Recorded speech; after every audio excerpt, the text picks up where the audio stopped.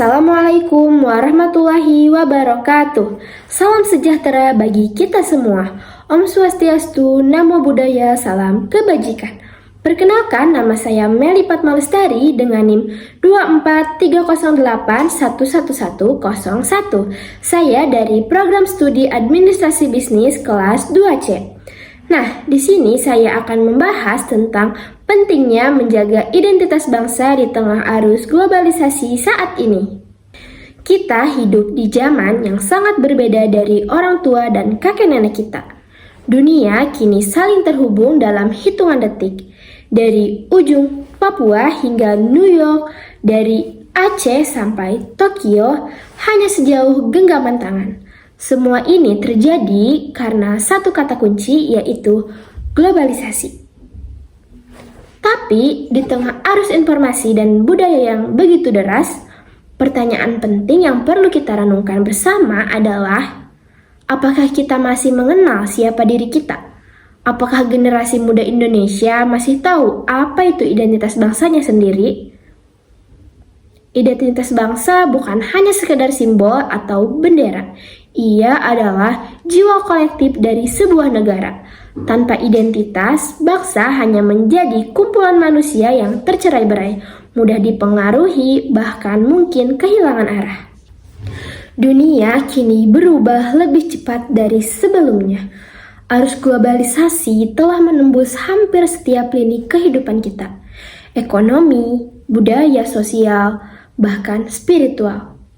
Kita hidup dalam era keterbukaan tanpa batas. Budaya asing dengan mudah mengalir ke dalam ruang pribadi kita melalui internet, media sosial, televisi, dan gaya hidup sehari-hari. Di satu sisi, globalisasi membawa kemudahan dan efisiensi. Namun di sisi lain, ia menjadi tantangan serius bagi eksistensi identitas bangsa kita. Tanpa kesadaran kolektif untuk mempertahankan jati diri bangsa, kita bisa kehilangan nilai-nilai luhur yang selama ini menjadi dasar kehidupan bermasyarakat dan bernegara. Globalisasi adalah proses menyatunya dunia melalui jaringan perdagangan, komunikasi, budaya, dan teknologi. Istilah ini menjadi semakin kuat sejak abad ke-20 dengan perkembangan internet, teknologi transportasi, dan revolusi digital. Globalisasi sendiri memiliki karakteristik seperti keterbukaan informasi. Semua hal bisa diakses dengan cepat, lalu mobilitas tinggi. Manusia, barang, dan jasa berpindah dengan mudah. Lalu integrasi ekonomi dunia, produksi, distribusi, dan konsumsi berskala global. Juga penyebaran budaya lintas batas, musik, film, pakaian, gaya hidup menyebar luas. Globalisasi sendiri juga memiliki dampak positif dan dampak negatif. Dampak positifnya seperti kemudahan akses informasi. Kita bisa mempelajari berbagai hal baru dari luar negeri, dari teknologi mutakhir hingga ilmu pengetahuan terdepan. Lalu kemajuan teknologi dan inovasi. Teknologi dari luar membantu meningkatkan efisiensi dalam dunia industri, pendidikan, dan kesehatan. Juga pertumbuhan ekonomi dan peluang pasar global. Produk lokal dapat menembus pasar internasional. UMKM bisa memanfaatkan platform digital untuk menjangkau konsumen luar negeri. Juga peluang pendidikan dan karir internasional. Banyak anak bangsa yang dapat kuliah atau bekerja di luar negeri menambah wawasan dan jejaring internasional. Lalu dampak negatif globalisasi seperti masuknya budaya asing secara masif.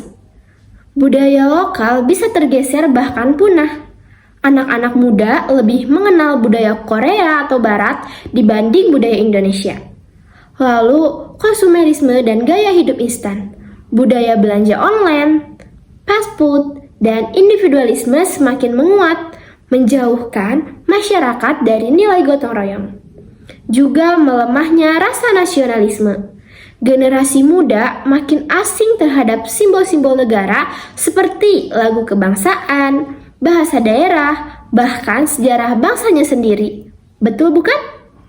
Ada juga ketimpangan ekonomi global. Negara maju semakin mendominasi, sementara negara berkembang seringkali hanya menjadi pasar konsumen. Contoh nyata di kehidupan sehari-hari. Remaja Indonesia lebih hafal lagu-lagu Korea daripada lagu nasional.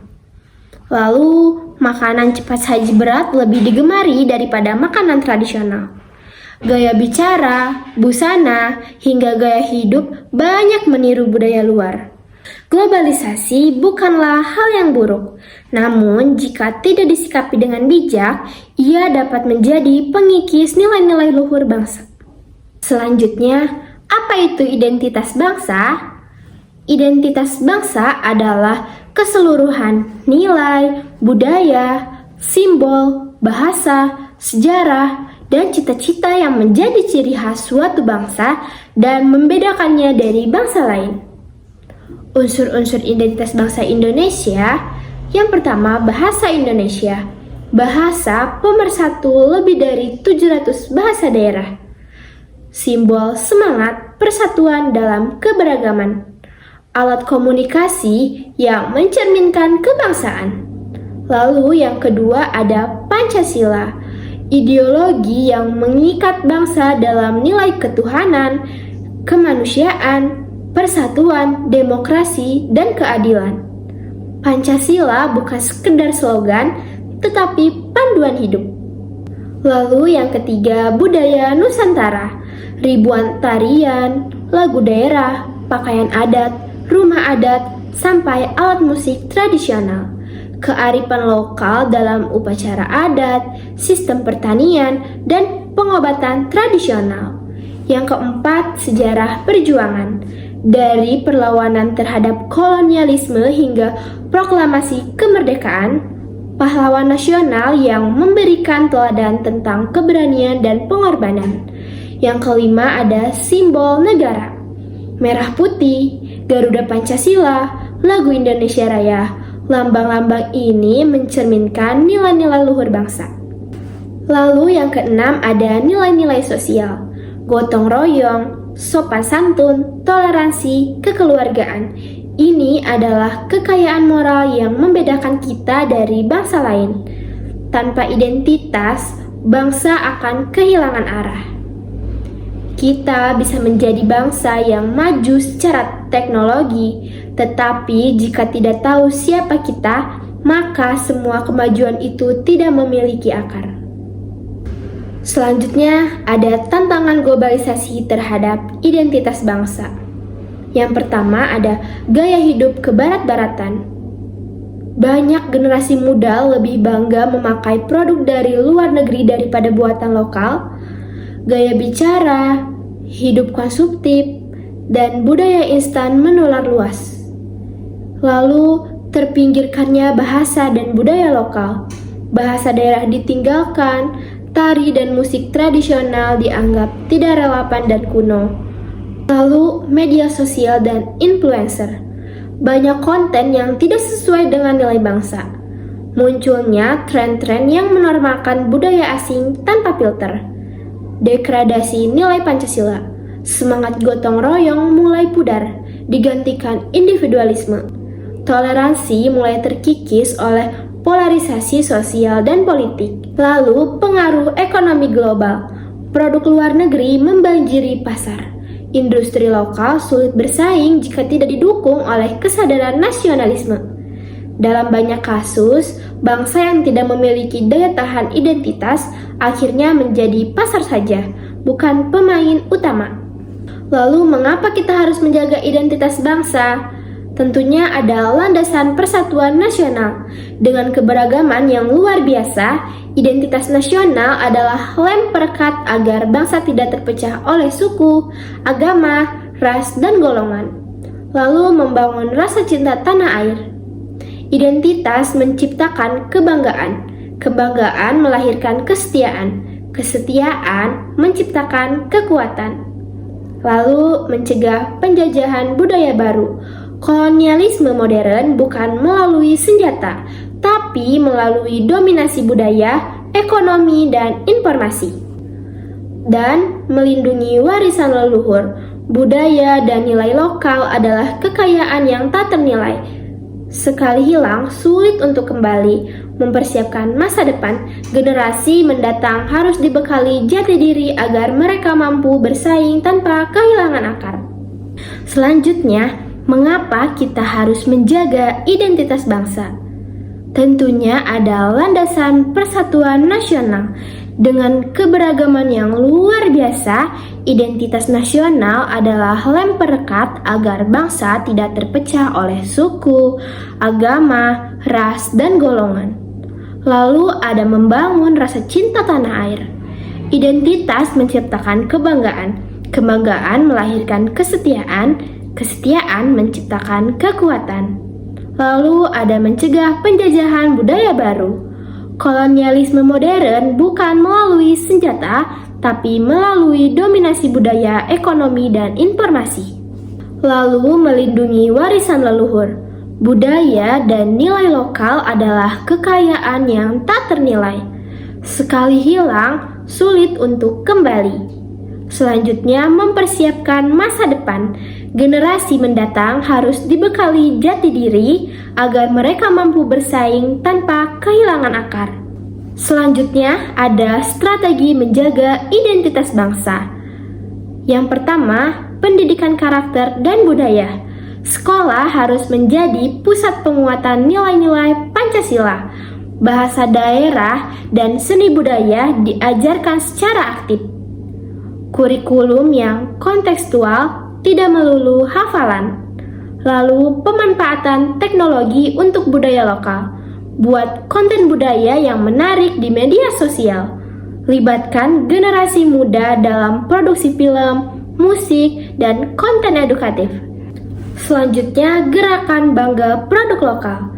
Ajak masyarakat memakai batik, kuliner lokal, dan produk dalam negeri. Kolaborasi antara UMKM dan digital marketing. Lalu ada kebijakan pemerintah, subsidi dan insentif untuk pelestarian budaya, perlindungan hukum untuk warisan budaya tak benda, festival budaya dari event nasional berkelanjutan.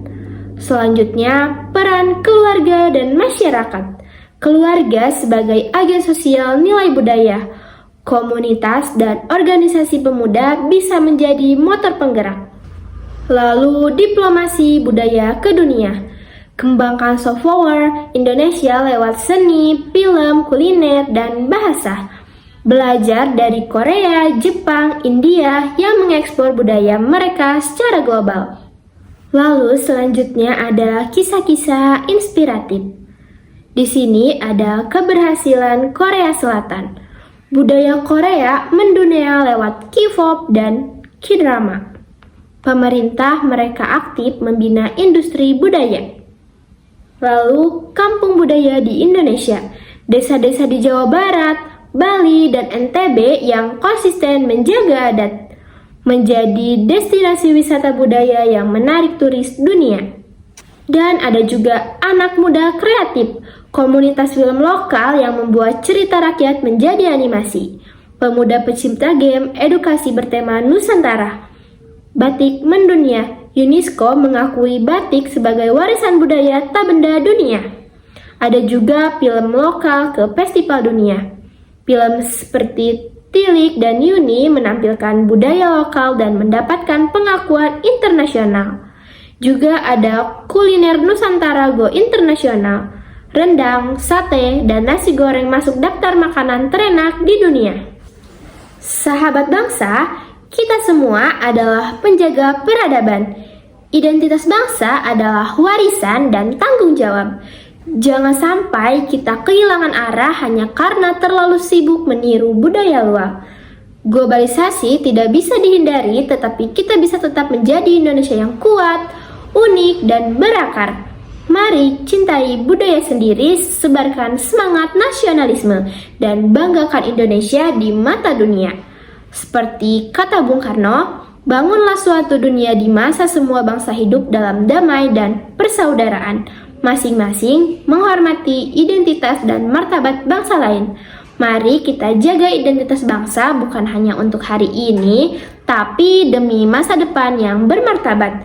Mungkin cukup sekian, mohon maaf apabila masih banyak kekurangan dan kesalahan. Wassalamualaikum warahmatullahi wabarakatuh.